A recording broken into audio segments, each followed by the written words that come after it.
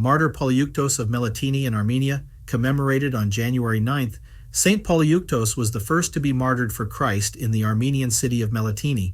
He was a soldier during the reign of Emperor Decius, 249-251, and he later suffered martyrdom in the reign of Valerian, 253-259. He was a friend of Neros, a fellow soldier and a firm Christian. Polyeuktos, however, although he led a virtuous life, remained a pagan. When the persecution against Christians began, Neros said to Polyeuktos, "Friend, soon we shall be separated, for they will take me to torture, and you, alas, will renounce your friendship with me." Polyeuktos told him that he had seen Christ in a dream. The Savior took his soiled military cloak from him and dressed him in a radiant garment. "Now," he said, "I am prepared to serve the Lord Jesus Christ."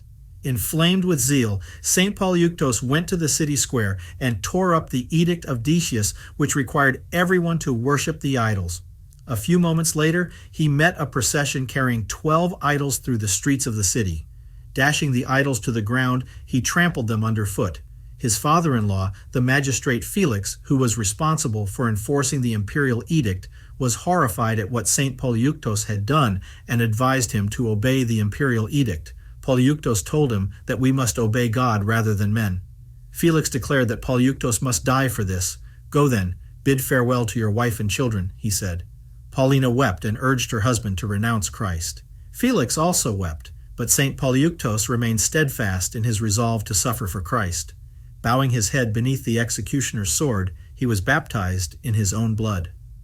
In the reign of St. Constantine the Great, when the Church of Christ had triumphed throughout the Roman Empire, a church was built at Melitene in honor of St. Polyeuktos. Many miracles were worked through his intercession. In that same church, the parents of St. Euthymius the Great, January 20th, prayed fervently for a son. The birth of this great luminary of orthodoxy occurred in the year 376 through the prayers of the Holy Martyr Polyeuktos. St. Polyeuktos was also venerated by St. Acacius, the Bishop of Melitene, March 31st, who participated in the Third Ecumenical Council and was a great proponent of orthodoxy. In the East, as well as in the West, the Holy Martyr Polyeuktos is venerated as the patron saint of vows and treaties.